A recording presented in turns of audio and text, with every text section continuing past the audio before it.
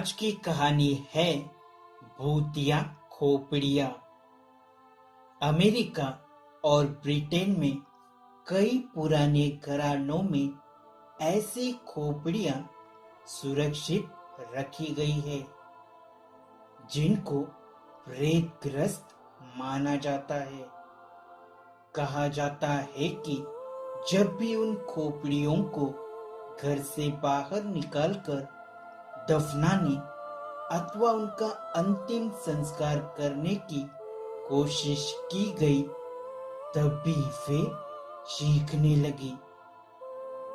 इन अनोखी खोपड़ियों की वजह से ही उनसे जुड़े भूतों के बारे में तमाम तरह के किस्से भी प्रचलित हुए। तो चलो सुनते हैं पहले सिर की कहानी।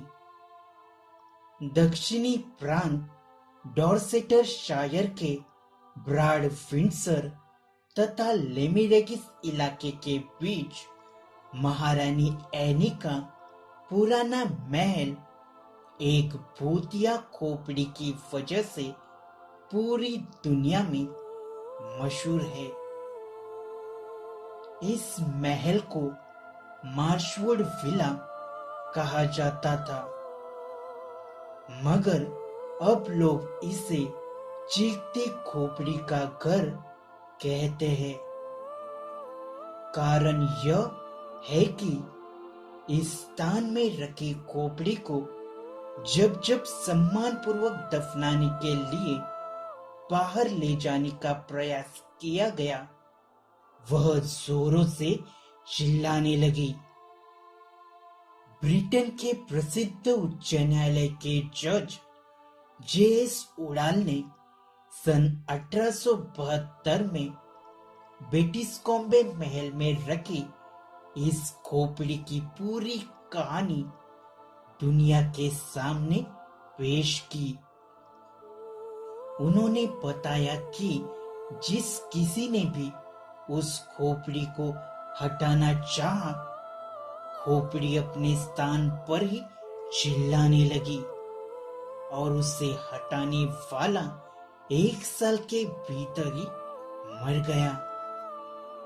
उपलब्ध सूत्रों के अनुसार 18वीं शताब्दी में इस जायदाद का मालिक अजारिया पीनी एक साजिश में देशद्रोह के आरोप में सन 1685 में न्यायाधीश जेफरी द्वारा वेस्ट इंडीज भेज दिया गया। उसका पोता जेम्स पीनी वहां से लौटते समय अपने साथ एक अफ्रीकी आदिवासी को गुलाम बनाकर ले आया। उस गुलाम का नाम बेटिस्कॉम्बे रखा गया था।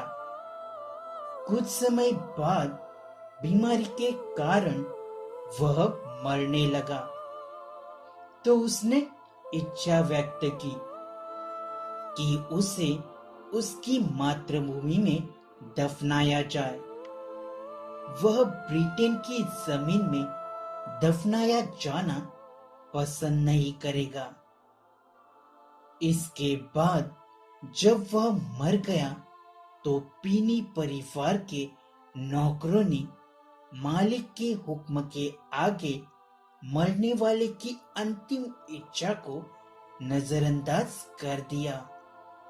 मगर जब बेटिस्कॉम्बे की कब्र खोदी गई और उसमें उसका शव उतारा गया, तो पूरे क्षेत्र में अजीबोगरीब घटनाएं होने लगी।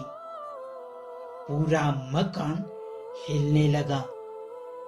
पीनी परिवार के खेतों में खड़ी फसल रातों रात सूख गई। जानवर मरने लगे।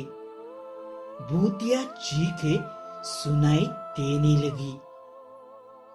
इससे छुटकारा पाने के लिए पुजारी की सलाह पर उन लोगों ने बेटिस्कॉम्बे के शरीर को कब्र से निकालकर जला दिया और अवसर मिलने पर बेटिस्कॉम्ब की अंतिम इच्छा पूरी करने के लिए उसका सिर काटकर सुरक्षित रख लिया।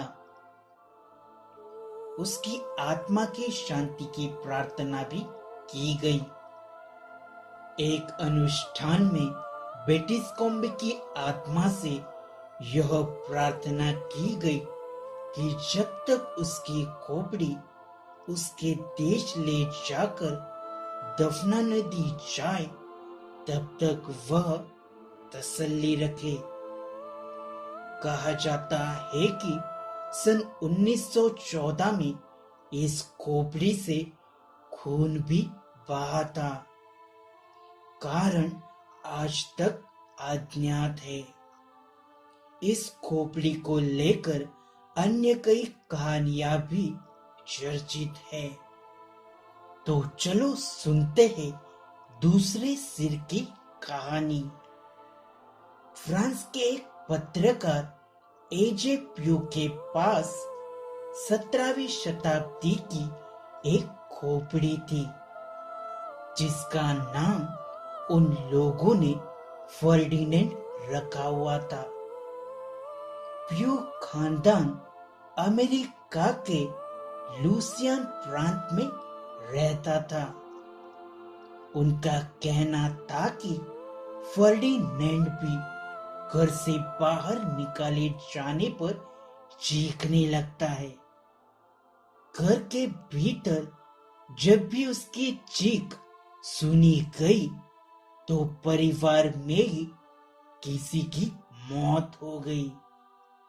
जैसे कि सन 1971 में खुद एजे प्यू की मौत से पहले इस खोपड़ी को रात में रोते सुना गया था, मगर प्यू ने समझा था कि उसके माता पिता में से ही कोई मरने वाला है, पर वो खुद मर गया था।